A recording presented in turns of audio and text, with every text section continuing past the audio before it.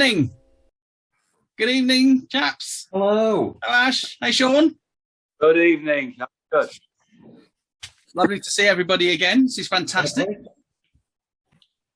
Yeah, it's going. Sorry, it's going. I've had enough of it. I can see what you've done, Ash. Look at, I mean, look at this. This is almost like playing catchphrase. What story have you been reading this week? Oh God. What's Mr. Chips reading? That's better.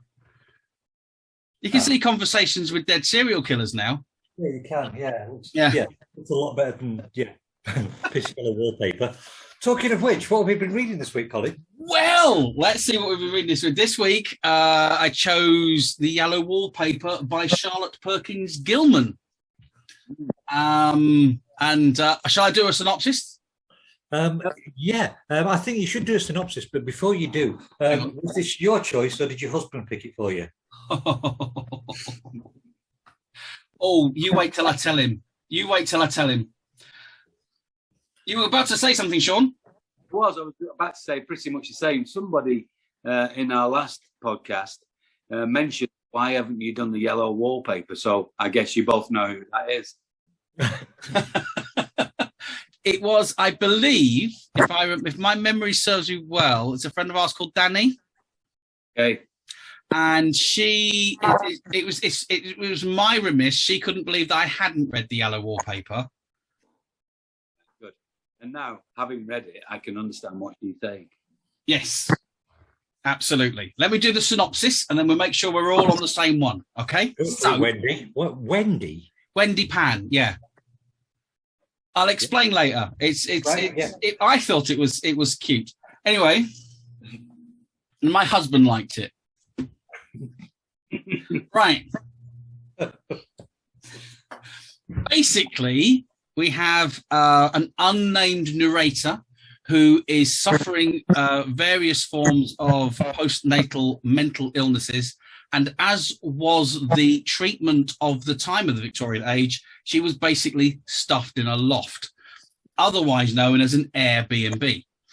From the Jane Eyre type thing. It was a common thing to do. So she was basically taken to a country manor for recuperation to get over her mental exhaustion. And she was stuffed in this loft room that had horrid yellow wallpaper that she started off not liking. And she was keeping a secret journal. So what we are reading is the secret journal of this woman as she is coming to terms with the way that her world is changing around her in the confinements of this room and this convalescence. And we're left going through how she then moves from not liking the wallpaper to seeing patterns in the wallpaper to seeing patterns that may or may not be there that only she can see, and how the wallpaper looks different at night as it does during the day. And then she sees as a woman trapped in the wallpaper, and then she's the woman trapped in the wallpaper. And she has to then try and get out of the wallpaper. In all of this, we have the sister-in-law and we have the husband coming in and out of the story, of which she at some point thinks that they're good guys and at some point sees them as the enemy. And we basically read a story of this woman descending into psychosis after the birth of a child. How's that? Is that the same story that you two read? Not the same story I read. I was seeing a different story. Yes, postnatal depression. What about you, Ash? It's completely different to the one I read. Mine was just about this woman who's nutty as fucking biscuits and gets attacked by a wallpaper. Okay, let's find the consensus on this. Did you all read a story about a woman being trapped in a loft with yellow wallpaper? She was up there, yeah. There was some yellow wallpaper. There was a woman, and she was in the nursery or a former nursery that had then been converted to a toddler's room and then a gymnasium.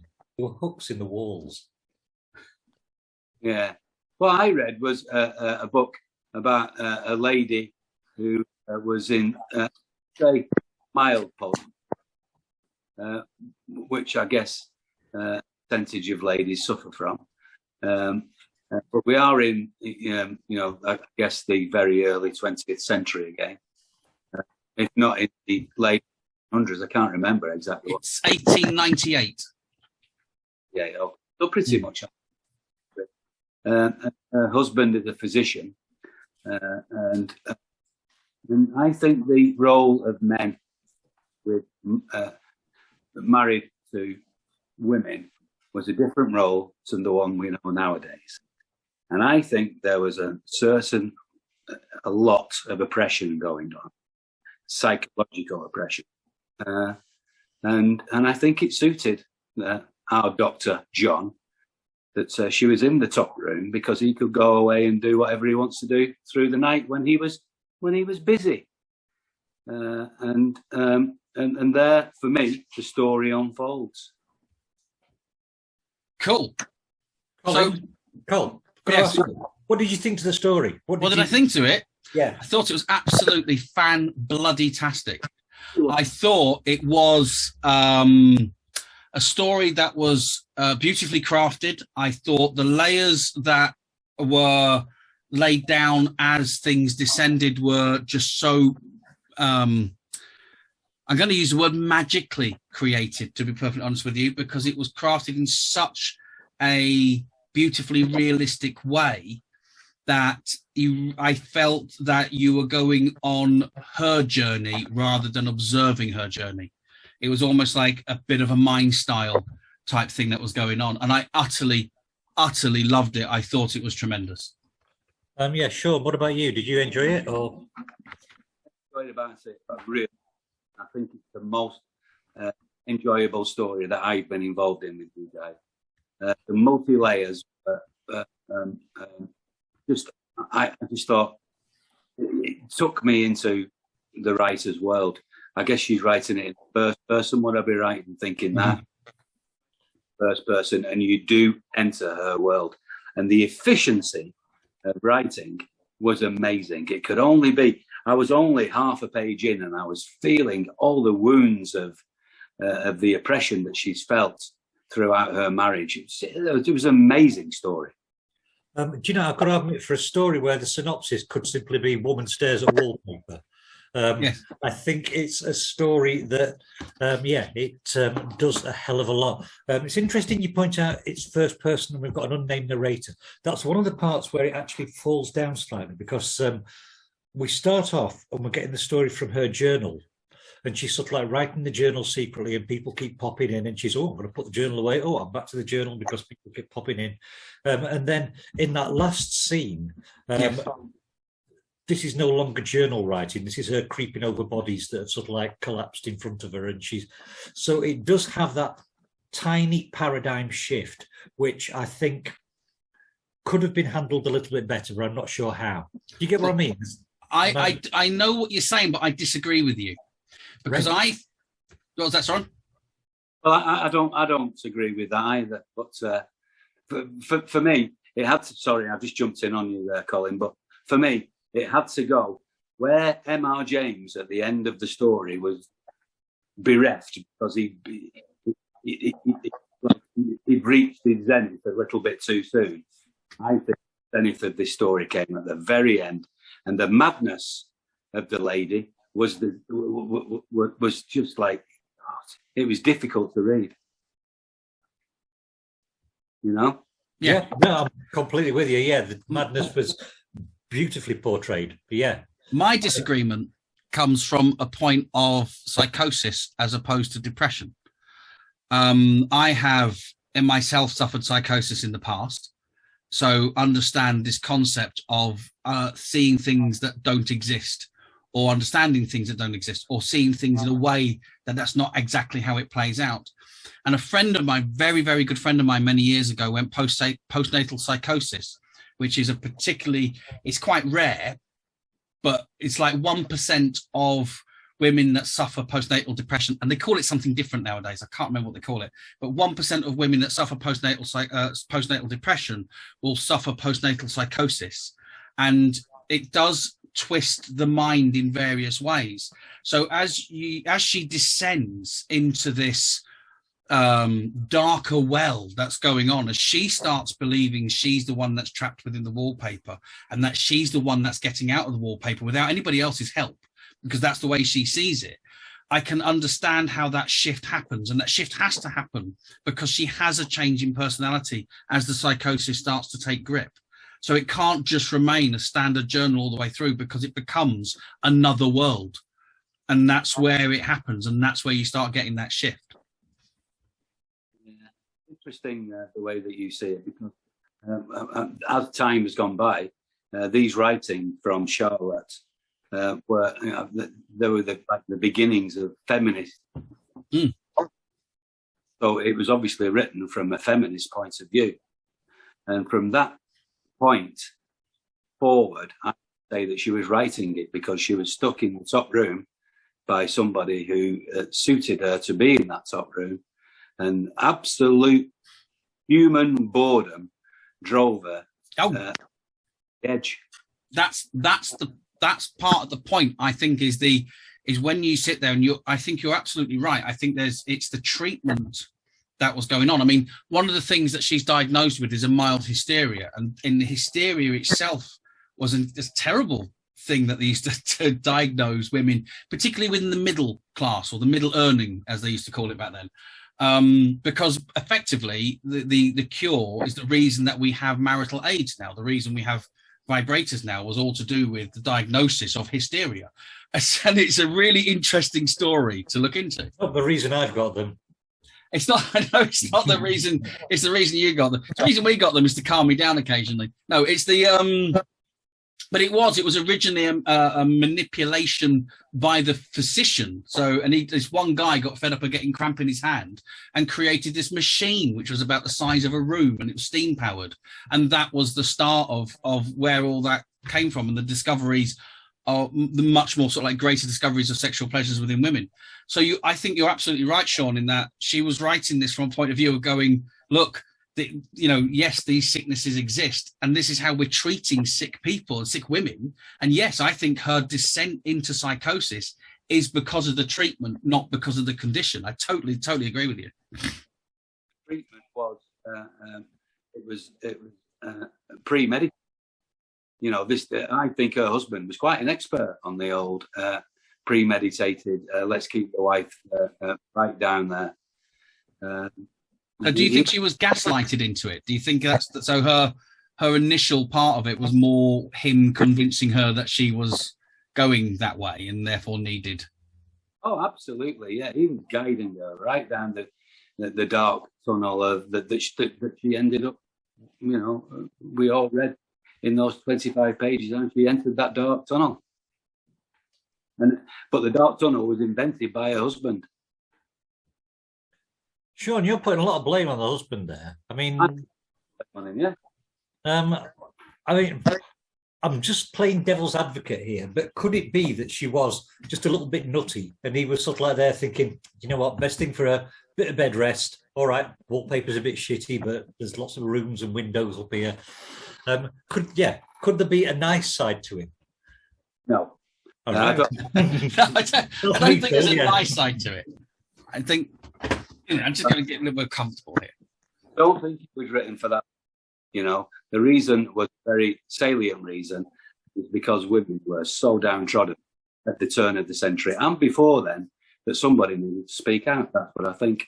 But in particular, I think you're right. Am I right in thinking that she actually underwent very similar mental health problems herself and went through a very similar process to this? And the novel, the short story, was written as a response to that. Absolutely, and like a lot of fiction by any writer, there is an autobiographical angle to it, of course. Mike, you two, so this book was written from this particular situation in an autobiographical situation. Do you two think that a writer can write with such a cataclysmic way of bringing things over to you with such efficiency if they haven't suffered it themselves? Yes. Do you? Yeah. There's a little thing. I think in quite a lot of cases, particularly from the Victorian times, no. I think a lot of those were lived. I think there's a huge amount of, like you say, in particular, and it is a very sort of particular thing, is those middle classes, or what would call the middle earners. they were the ones that had that's what a lot of our information about Victorian life comes from. And a lot of the oppressions that went on, particularly against women, came from that area. If you go into the working classes weren't shoving their wives up in lofts on a regular basis, but the middle classes were. And it was it's like you say, this isn't a one-off incident. This is also, Jane Eyre actually writes about this as well. And it's a big thing of the nutty woman gets shoved in the loft. And, you know, it's a trope that actually went into the horror genre for a certain amount. Turned into uncles at one point as well, actually, in a number of stories around about 60s. I think you can, and that's one of the dangers of being a writer sometimes, because I think you can set yourself into a position and read about things and understand things and push yourself into empathy of them. I think you can't write about it unless you have empathy for it. I think, you know, unless you really do feel the pain of what somebody is actually going through, then I don't think that you would be able to come across as authentic. Yeah, I was going to say, I mean, obviously from my personal experience, I've written about people committing murder and being involved in violent acts, and I'm a pussycat. I wouldn't murder many people, and I've not done many violent acts. But also, you read the Harry Potters, and Rowling has sort of like put herself in the head of a 12-year-old boy, and it's only usually priests that can say that. The mindset of wizards and dragons and all these other creatures, and it's a believable story. When you look at Conan Doyle, I mean, Conan Doyle gave us the Sherlock Holmes stories and has given us the most logical, uninfluenced mind that we've got in literature. Yet he himself believed in all these things such as fairies and seances and the supernatural. So yeah, I think it's possible to write outside your own experiences. But my question, maybe I didn't put it across as well, is, okay, I take all that on board, and I've read lots of the things that you're talking about. And I do feel the pain that is meant to be felt, but it's the swipe of realism, that swipe across the face of realism that Charlotte gives us. She really swipes across the face, and as a man, I felt that swipe. Yeah, and it means that she absolutely delivered on what she was intending to do. Funny enough, I was reading an article today about this very thing. They call it hyperrealism, where it's the 3 stages of kind of mind styling, and I try and remember the other meaning for it. But it's a bit like schema. So the idea is that you can write in such a way that it becomes more than real in the mind of the reader. So you completely and utterly fall into it. It's an absolute classic case of mind styling, which is another theory that runs where you're not just writing from a point of view. You know, it's what makes this so effective is her lack of hatred at the beginning of it. And I think and it makes it so good. It's like Bret Easton Ellis's American Psycho. You know, me and Ash have different opinions on it because Ash finds it boring. I think it's an amazing book. But one of the things it does is, he's a serial killer, but you're reading it from his point of view when he's doing the killings. So there's joy in what he's doing. And so it completely changes the way that you view things. And I think that's what this does so well, because it's completely within her mind. And because at the beginning of it, she loves her husband, and she's buying into what's being said, and it's doing for her own good. And that comes across, and it's so wonderfully written, this descent into, you know, the darker areas of the mental illness itself, that it gives you that slap across the face because you are genuinely in her eyes. At the beginning of the story, for me, it's a different big. Isn't it funny? 3 people read it 3 different ways. Yeah. John, can I just go back to the point that you were making, because I think you sort of like pulled me around to your way of thinking. The whole notion that this is written in a realistic way because she's had the realistic experience.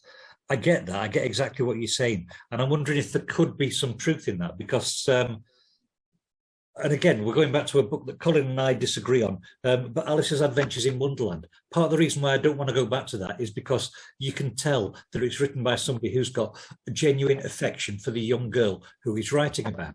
And to my mind, the affection that Lewis Carroll had for the girl that he was writing about was a little bit too much affection and not quite proper. It's the same as in and on writing at the end of that, Stephen King talks about the accident that took him, that nearly killed him. And it's one of the most horrific pieces of description you will ever find. I mean, he's described some pretty fucking horrific things in his time, but this one where he talks about how a car had hit him with such an impact that his foot was like a sock filled with marbles. And it's just, oh, this is too much fucking description. You have just grossed me out. I just think I've worked out what it is. It's Aristotle called it catharsis. Right. And that's when you start to like bringing it into that. And I'm going to say, actually, I'm going to disagree again very slightly, but it's a very slight point. I'm going to disagree on what you're saying there, Ash, because I actually think the Yellow Wallpaper has the impact, whether you know about Charlotte's history or not. Where Alice in Wonderland, you only get those kind of feelings because you know the history. If you don't know the history, or you choose to ignore the history, not right, then it remains within where it is, which is a nonsense tale. But adding the extra layer to the top of it of what the writer was doing is where that comes from. And I actually think the Yellow Wallpaper, it works anyway. I think you can ask the question, my God, did she actually go through this? And then do your research to find out that she had. Because, you know, where I don't think you read Alice in Wonderland not knowing anything about Lewis Carroll going, oh my God, this guy's a nonce. But when you realize that he was, then you can start applying that over the top of it. So that's where I think there is a slight disagreement in that. I think anything informs, doesn't it? I think the idea of creating more horrific descriptions for Stephen King was because he suddenly did the most ultimate research. You know, it's that kind of thing, I suppose. But I think this short story here, I don't think you need to know to understand the pain. I don't think you need to know to understand how effective this story is. You don't even need to know who she was in the first place. I wish you hadn't used the word ultimate like that. I've just been shouting at the television set because they used the word ultimate in that same context, and that's not, ultimate means the last. You know, this is the ultimate word I'm having on the subject. Not yeah. The television ignored me as well. I won't ignore you. I'll change it. Extreme research. Perfect. So I'm going to go with you on that one, Charlotte. Yes, I think the information is thoroughly informed by her experiences, without a doubt. She said earlier is that she buys into the diagnosis, and she doesn't buy into the diagnosis. No, she's oppressed from the very first words of the story. She is, but I don't think she. I think she buys into it. She has a quite happy-go-lucky, thing to it. There's only about 50 lines in. You know, what can one do? You know, I've been diagnosed with this, and I believe that really, she says, I sometimes fancy that my condition, if I had less opposition and more society and stimulus, but John, the husband, says the very worst thing I can do is think of the condition, and I confess that it makes me feel bad. So he wants to make her feel bad. Yes, he does. This is at the very beginning. Yes, but what I'm saying is in her eyes, her tone at that particular point, she doesn't hate him. She's kind of like, okay, I feel like this, but he's saying this. He's the expert. She's buying into it. The only reason he can manipulate her is because she's buying into it. He's giving her a concoction of drugs to take every hour. Yep. Lucky bugger. I was going to say, can I marry him? No, I'm not disagreeing with you about him being, what was it? Roald Dahl said about Hitler, a rum bugger. But it's her tone at the beginning is the dutiful, doing what she's told, still buying into what it was in society to be. And then by the end of it, when she's scraping around the walls and her hair's a mess and she's screaming at her husband at that particular point there, when it's completely gone into that, that side of things, she hates him at that point. She now has come out of that cycle. But it's right at the beginning, there is that kind of like, I don't think I'm like this, but hey, that's what John says. You know, it's that kind of like, yes, she's been completely manipulated. And part of that, I think, is the way she has bought into the role of women in society at that particular point, and the man knows better and he's a physician and therefore. So, I'm not victim blaming at all there at that point. I'm agreeing with you on a certain point. I'm just saying her tone is definitely more of a lighter tone at the start of it and kind of playing along. and as it descends is when she gets the hatred, but she's gone too far at that point. You know, there was a film, very harrowing film, made called Blue Velvet. Oh, yes. I mean, to me, a concoction of drugs every hour, it's not far away from that kind of... Not so. It's not. No, I kind of agree with you. You know, but nonetheless, you know, I don't know. I was really shook me to the bones, this story. Mm. You know, I think one of the things that it does really, really well is the language that she uses in it. I think the semantic details that she's got in there are absolutely perfect. That this is a story, like I'd said before, about a woman who's sitting in a room looking at wallpaper. And from that, you shouldn't get words like suicide and strangled and all of these other violent words that she manages to use to describe the patterns that she's seeing there, which I just think is such an effective way of bringing in the subtext of what's going on. Yes. Yeah. We'll never know what drugs she's taking and how they were to make her feel. All you can feel is what she feels. Yeah, I mean, to be perfectly honest with you, from that time, she would definitely have been being given opiates, and she would have been given laudanum. That was one of the big ones from the time. And yeah, they do affect your cognitive thought and the way that you see the world. Of course. And that's where I was coming from. Reading at the start. But it's great. I think it's really interesting, of course. 3 different people. And, you know, we do a lot of reading between us. Have 3 different, thoughts. Yeah. Yeah, we've read 3 different stories. Yeah. In one of these days, we'll sort of like come in and one of us will have read a colouring book, one of us will have read something like the Gavin version. Yeah, but I noticed you mentioned colouring book. Oh yeah, right. Yeah. That's I'm gonna. There's a brilliant bit in the middle of it actually, which I think is where it's the turning point. It's where it would be the middle of Act 2 if you're doing it as a play, and it's when she sat downstairs. She comes downstairs and talks to her husband. She sat in the drawing room. And he says, "You're definitely getting better." And she just goes, "Physically, yes." And at that point, she then regrets saying what she said because it gave him the ability to go, right, back to your room. And it was a beautifully subtle little moment where she slips. What about the moment where sister-in-law, is it? Yes. Her sister is hot. She has her hand on some of her writing. She's found some of her writing. And she puts a hand over it while she's downstairs. In fact, when she emerges into the room from upstairs, her sister puts a hand on top of her writings that have been found, taken, and read. Mm. Ooh, ooh. Oh, it's horrendous. It's hideous. Yeah. But again, right, we've got, and God, I just feel as though I'm trying to be an arsehole about this, but I am an arsehole, so yeah, it fits quite well.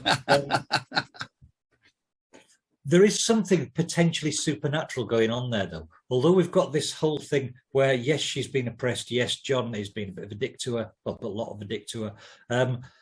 The wallpaper pattern changes when the light hits it, or it changes at a certain time, and she's perceiving somebody behind the wallpaper. Are we saying that this is hallucinatory for her condition, or are we going to sort of like accept that maybe there is sort of like spooky wookies there that are sort of like exacerbating her I'm going to refer you, my honourable friend, to my screen name of Wendy Pan at that point, because this is how I. Oh, that was your drag name. It should be, really. It should be, because it's a reference to Peter Pan.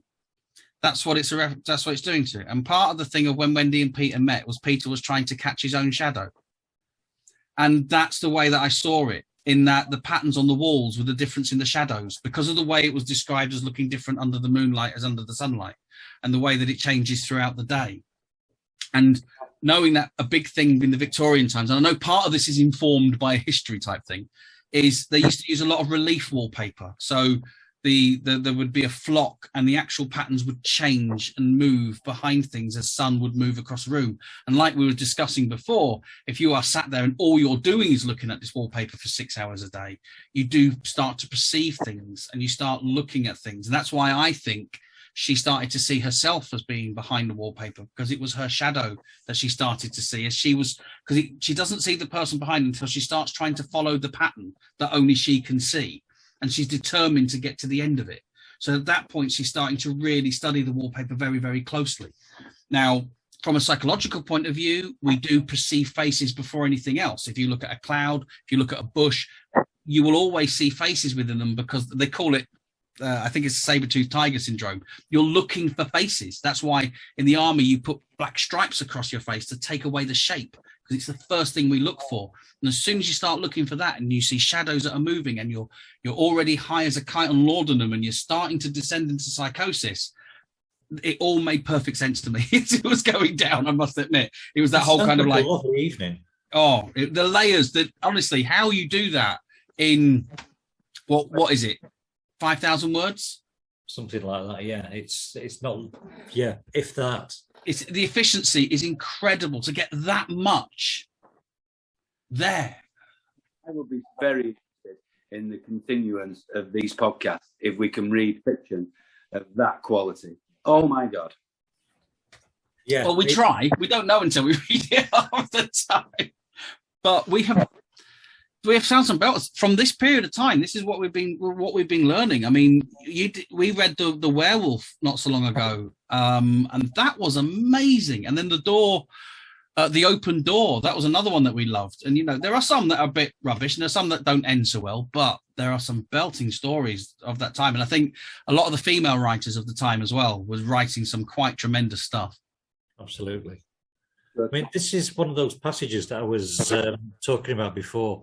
So we've got sort of like, it was, where the fuck's it gone? Come back here. The colour is hideous enough and unreliable enough and infuriating enough, but the pattern is torturing. So we've got sort of like hideous, unreliable, infuriating and torturing in one sentence. And she's just talking about fucking wallpaper. She's not talking about mental angst, even though it is mental angst. You think you've mastered it, but just as you get well underway in following, it turns back a somersault, and there you are. It slaps you in the face, knocks you down, tramples upon you. It's like a bad dream. And yeah, this is such violent fucking... You're not going to see that in a Dulux catalogue, where it's sort of like, yeah, this is punch you across the tits and sort of like poke you in the eye, orange. Yeah. Yeah, it's beautiful. I mean, it's one of those things. It's harrowing. It's terrible. It's it's absolutely gut wrenching. But as a writer, it is a thing of utter beauty. It really is. Thing of utter beauty, number one. Two, I think it's a thing of utter beauty. Because unfortunately, this lady had to go. Yeah, no. I mean, what happened at that time should never happen again, ever. And you're absolutely right. It is, and that's why it is read as an example of American feminist literature, and one of the greatest pieces of American feminist literature, because it really, really does highlight how horrendous the middle earning area and we don't know much about the upper class, but we do know. I mean, for example, the Queen's got a couple of cousins that have been locked away somewhere, because they didn't quite toe the line mentally, and they could do with a son that has the need to have the same thing happening. But the whole thing is that it happened, and it's almost like a historical record to read it this way. It's such a was filled with such clarity that kind of can transfer. It did me a little bit, if I put myself in the moment, it transports you right back to 1898 and just how people were treating each other. Odd. I mean, wow. I don't know. I don't think I've read many pieces of fiction that do that to me. It beggars belief, actually, doesn't it? Mm. That's a thing. The annoying thing is that it's horrific how they were treating people back then, but we're still doing it today. We're still treating people like shit nowadays. We still will do 20, 50, 100 years down the line from now, because human beings are horrible. I feel like saying 'twas ever thus, but then of course, such an inspiring story that I didn't want to end it in that way. But you're right. Yeah. I mean, do we think the situation has improved since this was written? Do we think, do we think the lot of people has improved? Yes, I think I think there is a moral compass somewhere, and I certainly feel it. I think there's a lot more people feel a moral compass than they did back then. I mean, the moral compass was just facing south rather than north. I'm gonna do the nice thing and agree with you, because I want to agree with you and I want that to be the way it is. And yeah, it's just, yeah. I mean, if I sit and listen to the news, in that case, it's just going to be a case of, oh, fucking bullshit. Yeah, You've got these tosspots who act as though the law doesn't apply to them. You've got this fucking royal tosspot. I'm paying his fucking fines for him sort of like nonsense 17-year-old traffic girls. Yeah, it's. I do feel that you're misunderstanding what I'm saying. I'm saying that more of us have a moral compass, and by no means am I saying everybody has a moral compass. Yes. I think one of the important things to Colin, hold on. You were talking over Sean. Sorry. Oh, sorry, Sean. Exactly the same as way back in 1898. There's still a lot of people's compass they facing south. Mm. You know. Yes. And there's nothing worse than down south. Hang on, guys.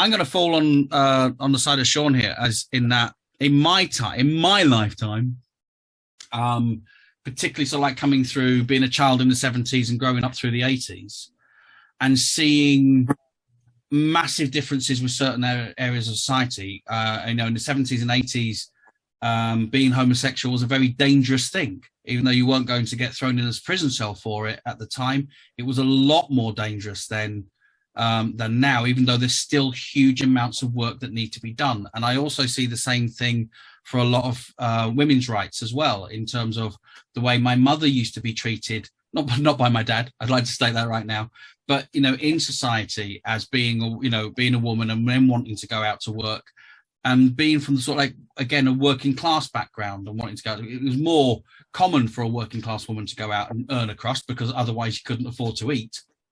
But the way that certain people would treat them and say, oh, you're not looking after your children, and the way that has come on, there are certain parts of it that are better now than they were. And so things are advancing, but there is still so much work to be done. There are still children starving in one of the richest countries in the world. And, there's a lot of inequality out there that still needs to be dealt with. And there's still a lot of rights issues that need to be dealt with certain areas of society. But I think we are in a much better position now than we were, particularly in 1898. I would add to that the digital world would have us believe that we're moving forward in thousands of miles a day. But of course, we're human beings and we move forward very, very slowly. Mm-hmm. And everything else that goes with it. And I think this change that has come in like the past 120 years, which is pretty much what we're talking about, is a smaller change. We are more informed. Right, we're like a million times more informed than we ever been before. But it's all down to our personal choices. And I think our personal choices become, certainly in my world and certainly in your world and Ash's, I get a lot more informed. And so your decisions are made accordingly, and we're softer people because of it. Yeah, it's an interesting. I'm gonna say describe softer. I'd say definitely more human. Harsh, and I'm talking about John, the doctor husband. He is the brashest, most self-confident. I'm going to send my woman wherever I want to send her, and if that sends her into psychosis with all okay, the arrogance, the absolute arrogance of absolutely the arrogance. Yeah. I'm talking. We make more informed decisions nowadays because we're more informed. I do anyway, and I'm not. Everybody does. There's still some tigers out there who just want to maim and do whatever they want to do. But that goes back to what I'm saying. As human beings, we only move on slowly. very, very slowly, as much as the digital world wants us to think different. Do you really think we are making more informed decisions? I mean, I often worry that I've either got too much information or I'm sort of like there thinking, have I got enough really? Yeah, and sort of like shitting myself that I've not quite got enough. And yeah, I mean, I know we've got more information and we've got computers that helpfully make decisions for us, which is nice and sort of like stops me having to think an awful lot of the time. But yeah, whilst I know you're right, I worry that there are people out there making informed decisions who aren't as informed as we would like them to be. Okay, well, let's go back to the feminist action. Yep. For the last 120 years. You know, we listen to the female side of society now. We listen to them, and it's like, oh my God, yeah, that did happen, and we have done that, and things need to change. Things are changing, on a fairly quick basis. I think women are getting a much fairer slice of life now than they've ever had before, because we're listening and we're making decisions accordingly. Yes, I agree. I think you're absolutely right there. But I have got so little imagination. I can't imagine a time when people didn't listen to the opinions of women. I appreciate that there were times when people just thought, oh, woman, second-class citizen. But I've never sat down and had a chat with a woman and thought, I've thought second-class citizen with some people, but it's not because of their gender. It's just because they're a little bit... shit is the phrase I'm going for. I know I'm going to sort of bang on about this a little bit, but there is class involved in a lot of that as well. And in terms of the working classes, it has always been different in terms of what was gender equality to what was going on in the middle classes and that time, and particularly the Victorian times. I think we have moved on a tremendous amount, but there are certain elements that don't want us to move on. There are certain elements that want to take us back. And so, like you say about informed decisions, I think I'm going to go with I probably get most of my information from John just before he gives me a pill, and then I go and sit and look at the wallpaper. I do feel that there are some people still like that, even though I think the attic room is a bit more metaphorical nowadays, and we don't lock people away as much, but I think we still ostracize them. I think we still take away people's opinions because of the way that we see them or the way that we think that they should be treated. I think a care in the community type thing, I think, is part of that. There's a lot of people with mental illness out there that are just abandoned and pushed off and brushed off, where they shouldn't be. And we're more informed about mental illness than we ever have been, I think. And we are making waves into it. I'm more optimistic than I am pessimistic about it. So do you think that a modern interpretation of this story, rather than it being the Yellow Wallpaper, would be something like the Disney Plus subscription or the Netflix subscription? I'm going to say, yeah. I've actually genuinely heard, I mean, we were talking about it just before we went on about music. And I'm a lover of music, and music is a soundtrack to my life. But I know they never wrote a song about me. But I do know people that have actually said, oh, this song is pretty much about us, isn't it? Because they put themselves within the art. And that, in a way, is a kind of sometimes a way into a rather dark world when you start believing. I think Oasis, when ripping off the Beatles, once said, don't put your hands in the hands of, don't put your life in the hands of a rock and roll band, which actually goes back to The Who on Quadrophenia, when they said, I can't remember the lyrics now, it's the man with the stutter. And they talk about this idea of don't give your life over to a pop band because we'll just chew it up and eat it out. We'll even spit it out because we're just here to take the money off you. And so we do have these different areas that people sort of go into in terms of fandom. I've gone down a rabbit hole here and I'm just completely my mind's gone completely crazy. So the metaphorical wallpaper now is people get brushed off into being, oh, they're just one of them, and push them over there and then not really speak to them. And in a funny sort of way, I'm as guilty of doing that with some people as others. Like someone starts talking to me about flat earth, I kind of shut down and go, I'm not interested in your opinion. Off you go into your room with your yellow wallpaper. Here, take this pill. And I think we've almost got to say to ourselves and be honest with ourselves how much we can be arrogant still with other people's opinions. Oh yeah, I think so. And if if you train yourself to watch yourself that way, then great. It can only be a better world for you, can't it? That's the way that I see it nowadays. I've almost gone. I'm not trying to convince the world to be better. I'm trying to convince myself to be better and hope that other people are better around me. Yeah, it would be nice if I could. I mean, obviously you two are arrogant and you've got that as a problem, but yeah, that doesn't sort of like affect me at all. So yeah. So, wow. Well, I mean, no, absolutely loved it. What a great choice of book. Yeah, that was just a fascinating read. There was so much in it, and yeah, so many layers and depths. Yeah, brilliant. I've got out of it that the Victorians, as I've been thinking for a very long time, were just basically a bunch of bellends.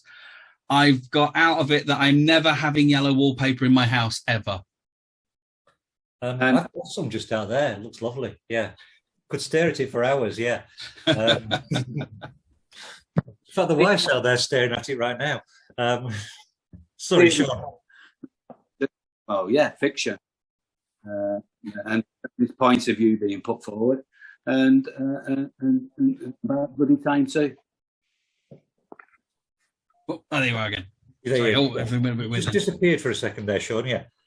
I went down to, I need to plug in. Good